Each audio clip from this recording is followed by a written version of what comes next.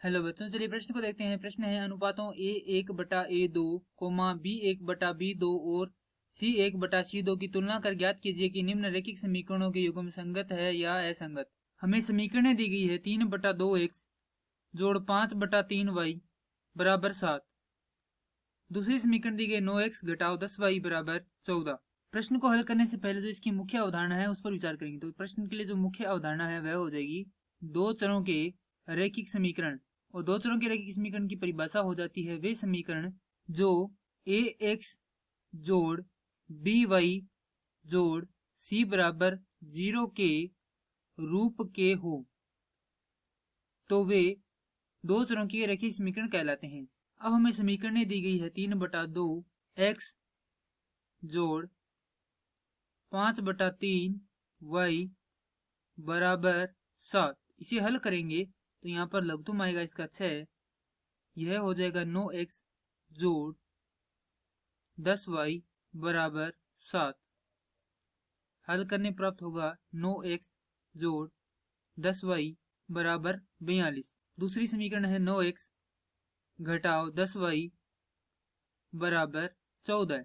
अब हमें कुछ अनुपात दिए गए हैं। पहला अनुपात दिया गया है a1/a2, दूसरा दिया गया है b1/b2, तीसरा दिया गया है c1/c2। यदि ये तीनों अनुपात बराबर होते हैं तो हमें रेखा प्राप्त होती है संपाती, और जो हल है वह होते हैं अनेक। और जिस भी समीकरण के, जिस भी रेखा के अनेक हल हो या कोई भी उसका एक हल विद्यमान हो तो वह संगत प्रकृति की होती है, अर्थात संगत हल होते हैं। यदि जो प्रथम दो अनुपात बराबर हैं, अर्थात a1/a2 बराबर है b1/b2, परंतु जो अंतिम वाले दो है वह बराबर नहीं है, तो हमें रेखा प्राप्त होती है समांतर, जिसका अर्थ होता है कोई हल नहीं। इसका कोई हल नहीं होता है, ये क्या होगी? असंगत होगी, क्योंकि इसका कोई हल नहीं है। उसके बाद यदि प्रथम दो बराबर नहीं हो, आगे वाले चाहे बराबर हो या न हो, उससे यहाँ पर कोई प्रभाव नहीं होगा, परंतु ये अगर बराबर नहीं हो तो यहाँ पर ये क्या होगा?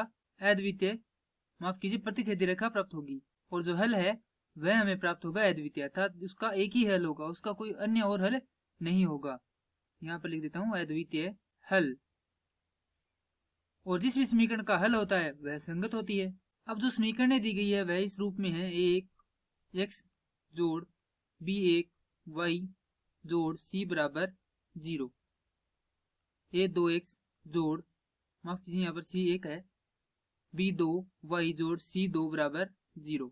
अब जो ये दो समीकरण हैं इनकी तुलना इन दो समीकरणों से करते हैं तो हमें प्राप्त होता है a1 बराबर 9, a2 बराबर 9, b1 बराबर 10, b2 बराबर ऋणात्मक 10, c1 बराबर ऋणात्मक 42। क्योंकि ये जो 42 है वह बराबर किस तरफ है, इसका पक्षांतरण करेंगे तो यह होगा ऋणात्मक 42 बराबर 0, क्योंकि इसका चिन्ह क्या हो जाएगा? परिवर्तन हो जाएगा। उसी प्रकार यह हो जाएगा c2 बराबर ऋणात्मक 14।